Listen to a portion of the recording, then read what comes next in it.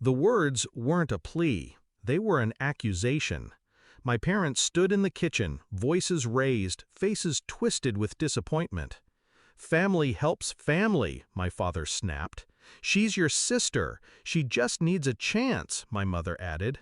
They wanted me to empty my savings, everything I had worked for, to fund her shiny startup dream. I didn't argue, I didn't explain, I simply walked away. What they didn't know was that I'd already seen the truth. My sister was always the golden child. She smiled and the world bent for her. She failed and they called it ambition. She lied and they called it charm. Me, I was the responsible one. The one who worked quietly, never complained, never demanded. The one who filled the gaps she left behind. And for years, I believed that loyalty meant love, that protecting her meant protecting family, until the day I learned what she had done. It started small, a strange charge on my account, a missing transfer. I checked, verified, watched. Then the pattern emerged, slow leaks, quiet withdrawals, hidden under layers of manipulation. She was stealing from me. Not once, not twice, for months. And when I dug deeper, I found more.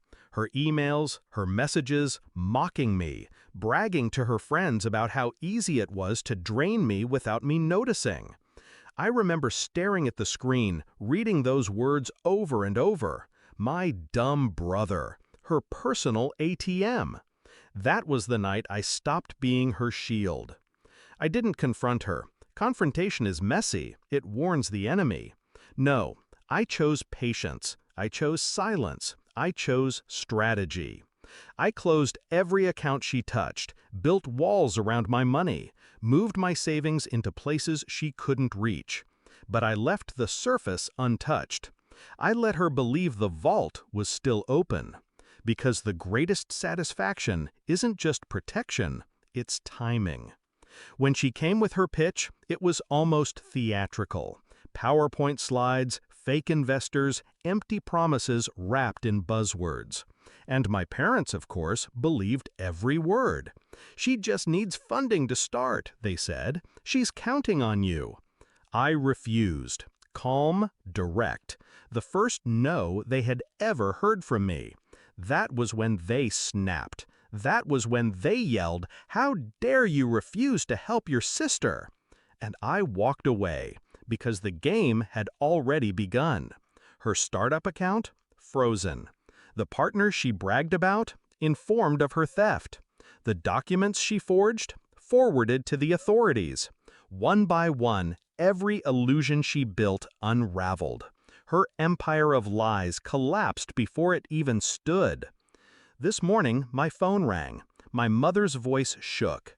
"They're investigating her. Banks are asking questions. Your sister is in trouble. Did you know about this?" I said nothing. Let silence answer for me. An hour later, the doorbell rang. And there she was, my sister, once golden, now pale, frantic, stripped of her crown. Her voice cracked. "Help me, please, just this once."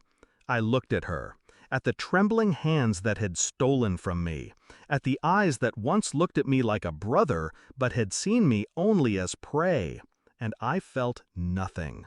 No rage, no pity, only clarity. "You already had my help," I said. "You chose to steal it." Her face crumbled. She realized then there would be no rescue. Not from me, not anymore. And I closed the door. Now, as I sit with my coffee, the house quiet, I think about the night they screamed at me. How dare I refuse to help her? The truth is, I did help. I helped her see the cost of betrayal. I helped her meet the consequences she thought she could outrun. Family doesn't mean sacrifice. Family means accountability. And today, she finally learned it. I didn't argue. I didn't shout. I simply walked away. And in that silence, she lost everything.